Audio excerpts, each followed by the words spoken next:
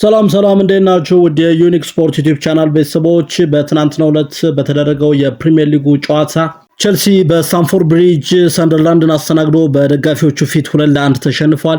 ኒውካስል ፉልሃምን አስተናግዶ በሜዳው 2-1 ማሸነፍ የቻለበትን ጨዋታ ነው ትናንት ያደረገው። ማንቸስተር ዩናይትድ በሜዳው ኦልድ ትራፎርድ ስቴዲየም ብራይተንን አስተናግዶ 4-2 ማሸነፍ ችሏል። እንዲሁም ምሽት 4 ሰዓት ላይ የተደረገው ጨዋታ ብሬንትፎርድን ከሊቨርፑል ያገናኘ ነበር። ከሜዳው ውጭ በጂቴክ ስቴዲየም የተደረገውን የብሬንትፎርድ እና የሊቨርፑል ጨዋታ ያሸነፈው ባለሜዳው ብሬንትፎርድ ነው። በ3-2 በሆነ ውጤት ሊቨርፑሎች ለብሬንትፎርድ ሙሉ 3 ነጥቡን አስረክበው ተመልሰዋል። ከዚህ ጨዋታ መካከል እንግዲህ የማንቸስተር ዩናይትድ እና የብራይተንን ጨዋታ ምን እንደነበር ልናስታውሳችሁ ወደ እናንተ መርጠን ይዘነው መተናል። ክብራትና ክብራን ወደ ዩኒክ ስፖርት ዩቲዩብ ቻናል ቤተሰቦች ዩኒክ ስፖርት ዩቲዩብ ቻናልን ላይክ፣ ሼር፣ ሰብስክራይብ በማድረግ ቤተሰብ እንድትሆኑ እንጋብዛለን። ትናንት ምሽት 1 ሰዓት ከ30 ሲል በኦልድ ትራፎርድ ስቴዲየም ማንቸስተር ዩናይትድ ብሬንትፎርድ ኤንድ ሆቭ አልቢዮንን አስተናግዶ 4-2 በሆነ ውጤት አሸንፏል። ብሪያን ምቤሞ እና ማቲያስ ኩንሃ ማንቸስተር ዩናይትድ ሶስተኛውን ተከታታይ ድል እንዲያሸንፍ ትልቅ አስተዋጽኦ ማድረግ የቻሉ ተጫዋቾች ነበሩ። በምሽቱ ጨዋታ በሜዳው ኦልድ ትራፎርድ ስቴዲየም ብራይተንን ያስተናገደው ማንቸስተር ዩናይትድ 4-2 በሆነ ውጤት ማሸነፍ ችሏል። የማንቸስተር ዩናይትድን የማሸነፊያ ጎሎች ደግሞ ማቲያስ ኩንሃ፣ ካዝሜሮ አንዳንድ ጎል ሲያስቆጥሩ ብሪያን ምቤሞ ደግሞ 2 ጎሎችን በማስቆጠር በድምር ውጤት ማንቸስተር ዩናይትድ 4-2 በሆነ ውጤት ብራይተን ኤንድ ሆቭ አልቢዮንን ማሸነፍ ችሏል። ማንቸስተር ዩናይትድ ከ20 ወራት ቆይታ በኋላ ያሳካው ለ3 ተከታታይ የፕሪሚየር ሊግ ጨዋታዎች ድል ያደረገበትን ምሽት ነው ትናንት ያሳለፈው። ለ20 ወራት መታገስ አስፈልጎታል። ማንቸስተር ዩናይትድ ለ3 ተከታታይ የፕሪሚየር ሊግ ጨዋታዎች ሙሉ 3 ነጥብ ለመሰብሰብ 20 ወራትን መጠበቅ ግድ ሆኖበት አይተናል። ነገር ግን ከሰሞኑ በ2025-26 የውድድር ዓመት ሊቨርፑልን ማሸነፍ ችሏል። ትናንትና ደግሞ በሜዳው ኦልድ ትራፎርድ ስቴዲየም ብራይተንን በማሸነፍ ለተከታታይ 3 ጨዋታዎች ሙሉ 3 ነጥብ ይዞ በመውጣት በድምር ውጤት 9 ነጥቦችን የሰበሰበበትን 3 ጨዋታዎች አስመልክቶናል አሰልጣኝ ሩበን አሞሪም። የክረምት ፈራሚዎች ማቲያስ ኩንሃና ብሪያን ምቤሞ ድንቅ ጥምረት ያሳዩበት ጨዋታ ነበር የትናንት ምሽቱ ጨዋታ። ኩንሃ ዩናይትዶች መምራት የቻሉበትን ጎል ያስቆጠረ ሲሆን ብሪያን ምቤሞ ደግሞ ሁለተኛውንና በተጨማሪ ደቂቃ ያስቆጠረውን 4ኛውን ጎል ማስቆጠር ችሏል። 3ኛውን ጎል ደግሞ የመሃል ክፍል ተጫዋቹ ብራዚላዊ ኢንተርናሽናል ካዝሜሮ ግሩም በሆነ መንገድ ወደ ጎል ቀይሮ ተመልክተነዋል። ማንቸስተር ዩናይትዶች በሜዳቸው ኦልድ ትራፎርድ ስቴዲየም በደጋፊያቸው ፊት ከብራይተን ኤንድ ሆቭ አልቢዮን ጋር ከዚህ በፊት ባደረጓቸው 3 ጨዋታዎች ሽንፈት ነበር ያስተናገዱት። ነገር ግን ትናንት ይህ አልሆነም። ትናንትና በሜዳቸው ኦልድ ትራፎርድ ስቴዲየም ብራይተንን ያስተናገዱት ዩናይትዶች 4-2 በሆነ ውጤት ነው ያጠናቀቁት ጨዋታውን። ከዚህ በፊት ባደረጓቸው 3 ጨዋታዎች ግን ሽንፈት ባስተናገዱባቸው በኦልድ ትራፎርድ ስቴዲየም ጨዋታዎቹ ተደርገው ማንቸስተር ዩናይትድ በብራይተን ኤንድ ሆቭ አልቢዮን ሽንፈት ባስተናገደበት 3 ከዚህ በፊት የተደረጉ ጨዋታዎች በድምር ውጤት በእነዚህ ሽንፈት ባስተናገዱባቸው ጨዋታዎች 8 ጎሎች ሲቆጠሩባቸው ያስቆጠሩት ጎል ብዛት ደግሞ 3 ብቻ ነበር ማንቸስተር ዩናይትዶች። ነገር ግን ትናንት ምሽት ይህ ሁሉ ታሪክ ሆኗል። ባሳለፍነው ሳምንት በአንፊልድ ስቴዲየም ሊቨርፑልን ያሸነፈው ማንቸስተር ዩናይትድ በጀመረው የማሸነፍ ወኔ ሲገሰግስ ተመልክተነዋል። ብራይተንን 4-2 በሆነ ውጤት ማሸነፍ ችሏል።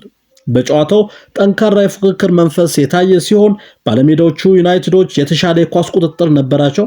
ጨዋታው ከተጀመረ ከትንሽ ደቂቃዎች በኋላ ብሩኖ ፈርናንዴዝ የጎሉ አግዳሚ የመለሰበት የጎል ሙከራ ግሩም የተባለለት ነበር። ብሩኖ ፈርናንዴዝ ለ300ኛ ጊዜ ለማንቸስተር ዩናይትድ የተሰለፈበት ጨዋታ ነበር የትናንት ምሽቱ ጨዋታ።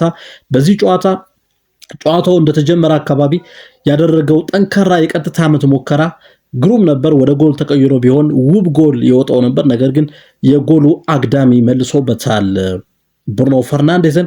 በተጨማሪም ኩንሃ የቀጥታ ምት ሙከራ አድርጎ በግብ ጠባቂው የተያዘበት ወደ ጎል መቀየር የሚችሉ ሙከራዎች እንደነበሩ ማንሳት ይቻላል። ሩበን አሞሪም በርካታ ጊዜ ቢወስድበትም የገነባው ቡድን ፍሬ እያፈራ መሆኑን ያስመለከተበት ጨዋታ ነበር ማለት ይቻላል የትናንት ምሽቱ ጨዋታ። በጨዋታው አማድ ዲያሎ ፍጹም ቅጣት ምት ሊያሰጥ የሚገባ ስህተት ተሰርቶበት እንደነበርም ተስተውሏል። ምንም እንኳን የመሃል ዳኛው ፍጹም ቅጣት ምት ባይሰጡም ነገር ግን አማድ ዲያሎ ፋውል ተሰርቶበት ወድቆ ነበር። ያ ሁኔታ ፍጹም ቅጣት ምት ለማንቸስተር ዩናይትዶች ሊያሰጥ ይችል እንደነበር እንግዲህ በርካታ ጋዜጠኞች ያነሱት ነው የሚገኘው። ይህን ጉዳይ የጎል እድሎችን ለመፍጠር የሚታትር ስብስብ መኖሩን አይተናል በማንቸስተር ዩናይትድ ቤት። እንዲሁም ተጫዋቾች እርስ በርስ የመግባባትና እንደ ቡድን የመንቀሳቀስ እንቅስቃሴያቸውን ተመልክተናል። በጨዋታው ብልጫ፣ በኳስ ቁጥጥር፣ በመልሶ ማጥቃት እንቅስቃሴ በእነዚህ ሁሉ ጨዋታዎችን በመቆጣጠርና አንድ ለአንድ ቅብብሎችን ስንመለከት ጥሩ የነበረውን ማንቸስተር ዩናይትድ ነው ትናንት የተመለከትነው። በተለይም ከሊቨርፑል ጨዋታ በተሻለ መንገድ ትናንት ምሽት ከብራይተን ኤንድ ሆቭ አልቢዮን ጋር ባደረጉት ጨዋታ ጠንካራውን ማንቸስተር ዩናይትድ መመልከት ችለናል ማለት ይቻላል። ማቲያስ ኩንሃ ከ8 የፕሪሚየር ሊግ ጨዋታዎች በኋላ ለመጀመሪያ ጊዜ በማንቸስተር ዩናይትድ ማሊያ ጎል ማስቆጠር የቻለበትን ምሽት ነው ያሳለፈው። በትናንቱ ጨዋታ ብራይተኖች በመልሶ ማጥቃት የጎል እድሎችን ለመፍጠር ሲሞክሩ ተስተውሏል። ነገር ግን ዩናይትዶች በመሃል ክፍልና በተከላካይ ክፍል የነበራቸው ጠንካራ የመከላከል አቅም የመልሶ ማጥቃት እንቅስቃሴውን ማክሸፍ የቻሉበትን ድንቅ ምሽት አስመልክተውናል።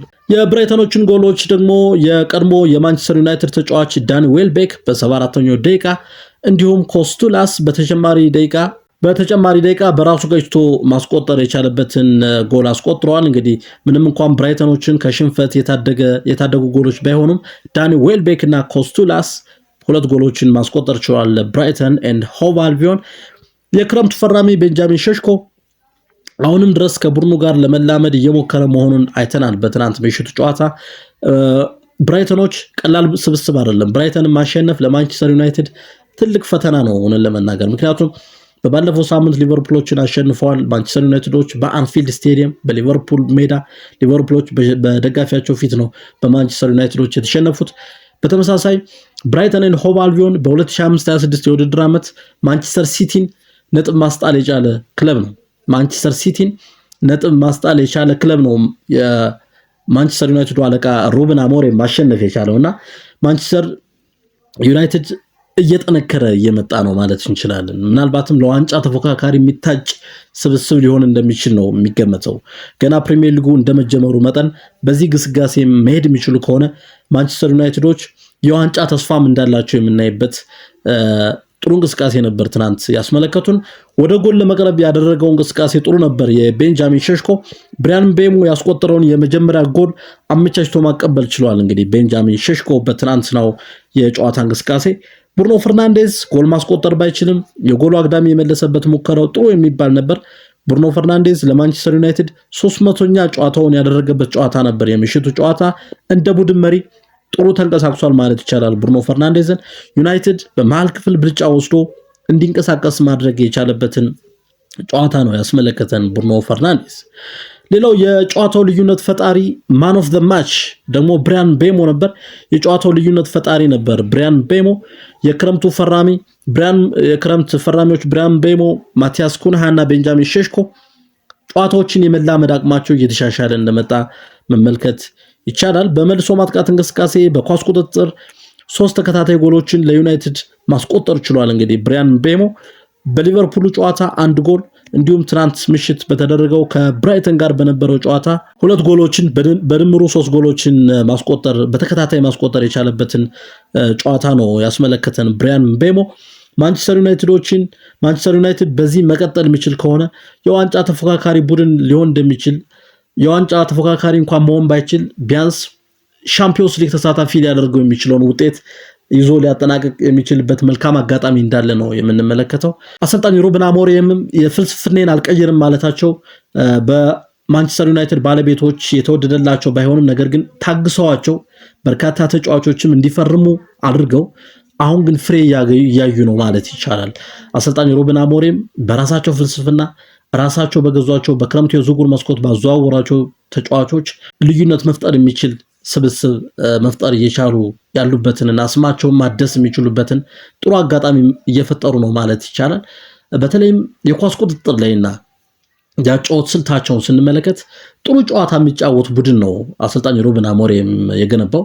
ጥሩ መጫወት ከቻለና ደግሞ የተከላካይ ክፍሉን መዝጋት የሚችል ከሆነ ጎል የማይቆጠርበት ቡድን ማድረግ የሚችል ከሆነ በሌላ በኩል ደግሞ ወርልድ ክላስ የሆኑ እነ ቤንጃሚን ሼሽኮ አይነት ተጫዋቾች ደግሞ ጎል ማስቆጠር የሚችሉበት አጋጣሚ እየጠነከረ የሚሄድ ከሆነ እንዳልነው ቢያንስ በሻምፒዮንስ ሊግ መሳተፍ የሚችሉበትን እሱም ባይሆን በኤሮፓ ሊግ መሳተፍ የሚችሉበትን ውጤት በዘንድሮ የፕሪሚየር ሊጉ ሲዝን በ2025-26 የውድድር ዓመት ይህን ውጤት ይዘው ሊያጠናቅቁ እንደሚችሉ ነው የሚጠበቀው።